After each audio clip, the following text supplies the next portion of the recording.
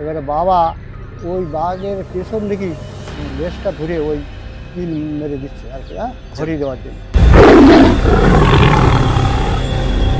ওই বাবা নৌকা আনতে চলে গেছে আর সেমনি আবার পড়েছে, আবার ছুটে এসে মাকে ধরে ওই ঘাড়ে ধরেছে, তারপর ধরে একদম ঘাড়টাকে ভেঙে দিল।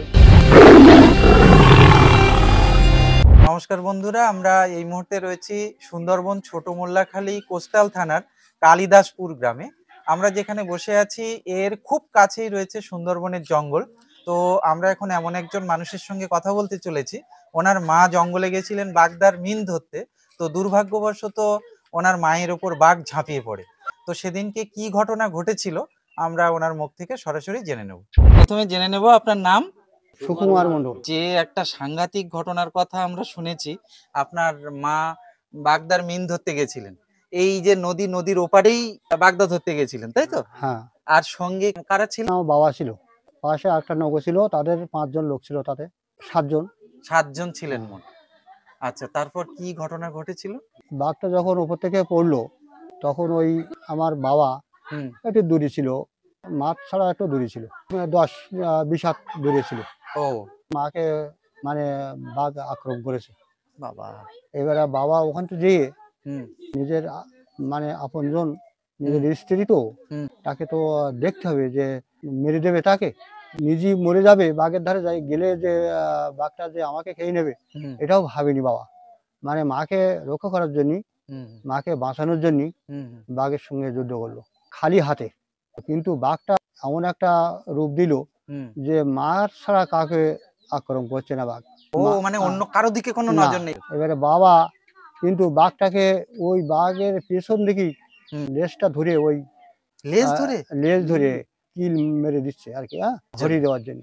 বাবা। কিন্তু বাঘ যত পিছন দিকে যায় বাবা তত পিছন দিকে ওই সরে যায়, হুম হুম বা ঘুরে বাবার দিকে যে কামড় দেবে এরকম হুম ধরনের এটা আসে না। আবার হুম। ওদিকে খাবারটা ধরো আমার মার দিকে লক্ষ্য রেখেছে। এইভাবে বাবা বহু কষ্ট করে বাঘটাকে হরিয়ে দিল, আচ্ছা, মার ছেড়ে দিয়ে চলে গেল। মাকে প্রথমে কোথায় ধরেছিল? প্রথম ধরেছিল মাথায়, মাথার চুল ধরে ও নিয়ে যাচ্ছিল। ও ওটা ধরেছিল। হয়েছে তো জলে, নদীর চরের অপোজিট তো জল। হ্যাঁ, হ্যাঁ। মিন জলেই তো জাল জলটা, টানতে হবে। ওটা মিন ধরছে জালটা নিয়ে। হ্যাঁ, হ্যাঁ। তা ওখানটায় ওই বাঘ এসে পড়লো। বাবা! হ্যাঁ, তখন ওই ঘেরাটা ছিল না। না, এখন যেরকম নাইলনের যে বেড়া হ্যাঁ, হ্যাঁ, রয়েছে, হ্যাঁ, তখন কোনো তখন ঘেরা ছিল বেড়া না। বা ঘেরা কিছুই ছিল না, না। বাবা মাকে ছেড়ে দিয়ে ওখানে রেখে, হুম, যখন বাঘ চলে গেছে হুম। মাকে রেখে নৌকা আনছিল। হ্যাঁ, ও! নৌকা আনতে চলে গেছে।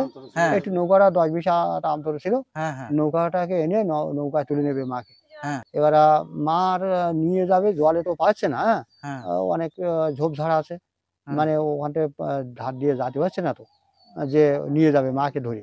হ্যাঁ, বাঘ কি তখনো বাঘ, যায়নি? না, বাঘ উপরে আছে। বসে আছে? হ্যাঁ, বসে আছে, ওর উপরে আছে জঙ্গলে। ভিতরে লুকিয়ে হ্যাঁ, বসে আছে? লুকিয়ে বসে আছে।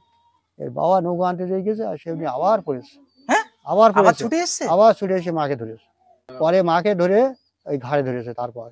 ও দ্বিতীয়বারে ঘাড়ে ধরেছে? হুম, ধরে একদম ঘাড়টাকে ভেঙে দিল। বাবা! হ্যাঁ, মানে যদি পরে আর বাঁচানো যায়নি? না, ইস!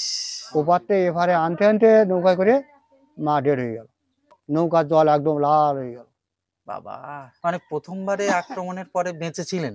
5 জন লোক ছিল, তারা কোনো হেল্প করেনি। তারা ওই ওই পরিস্থিতি দেখে হ্যাঁ, তারা নৌকা ছেড়ে চলে এসেছিল। একদম তারা যে ওই অবস্থা দেখে, ওই বাঘের ওইসব দৃশ্য দেখে ওরা বলে আমাদের ক্ষতি করতে পারে, আমরা চলে যাই। ওরা পার হয়ে কি অবস্থা! এপারে এসে। এতগুলো লোক কেউ রুখে দাঁড়ায়নি? না, বাবা একলাই করেছিল।